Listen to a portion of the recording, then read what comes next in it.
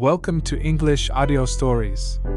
Here, you'll improve your English by listening to engaging stories, fairy tales, and fascinating tales from around the world. Sit back, relax, and let's dive into today's story. Life is never easy for the poor. They have to work long hours just to get a roof over their heads and one meal a day. If their children are lucky, they go to school. If they are not lucky, they have to work. Krishna, who tells this story, is not lucky.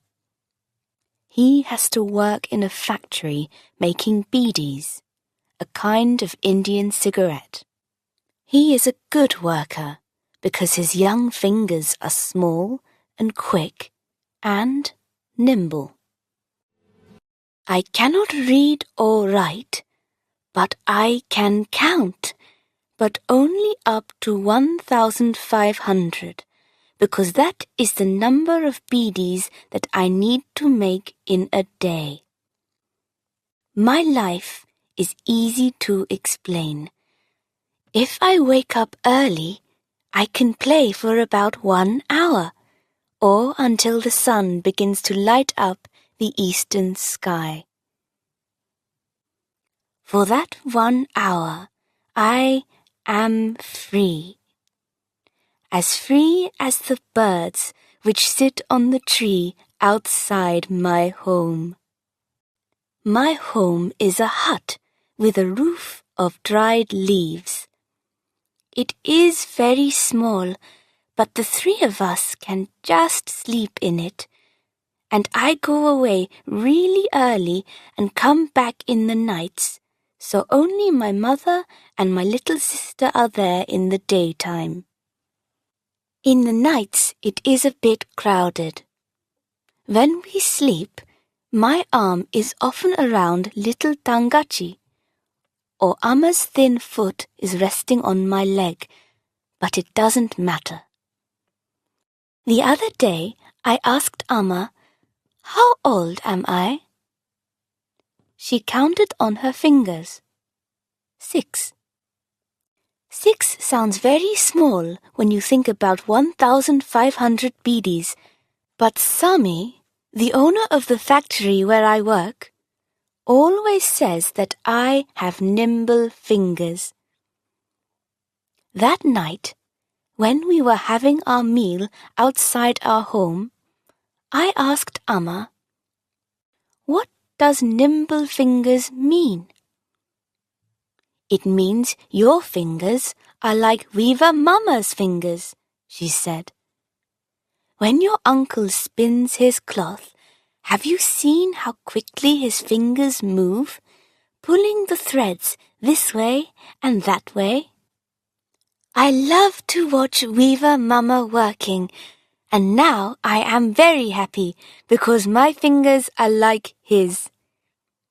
I asked Amma one more question while we drank our rice soup. "Why do I have to work with Sami and not with Weaver Mama?" This question made Amma unhappy, and when she is unhappy, she hits her head with her open hand. The noise is very loud, and she goes on hitting her head again and again, making a pat, pat, pat sound. It scares Tangachi and me, and I can see that the small one is ready to cry.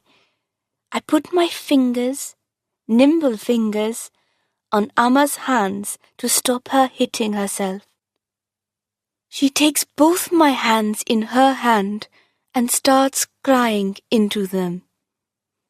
I can feel warm tears dropping onto my fingers. Here I am, happy that I have Weaver Mama's fingers, and Amma is crying. She looks at the black marks on my hands and the cuts on my finger ends.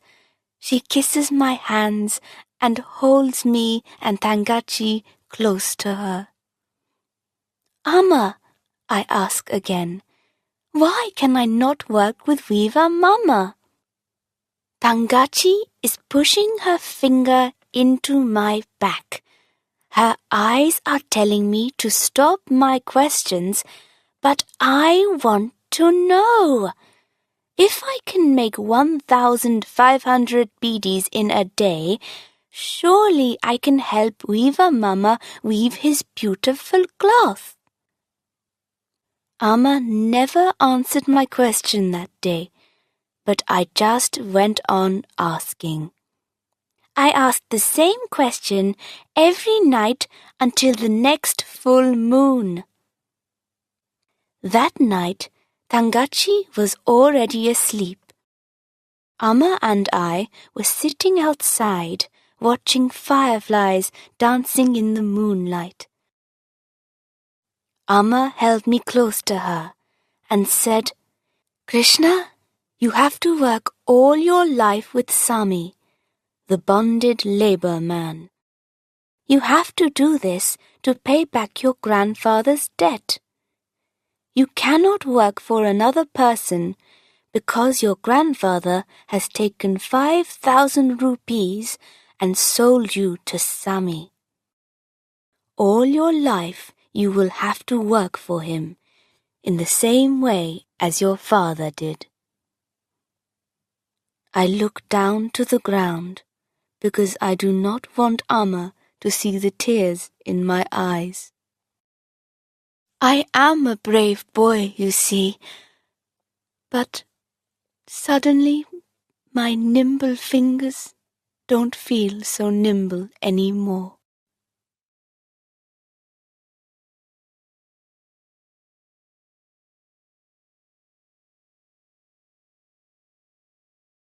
Thank you for listening. If you enjoyed this story, don't forget to like, subscribe, and hit the notification bell so you won't miss the next one. See you in the next story.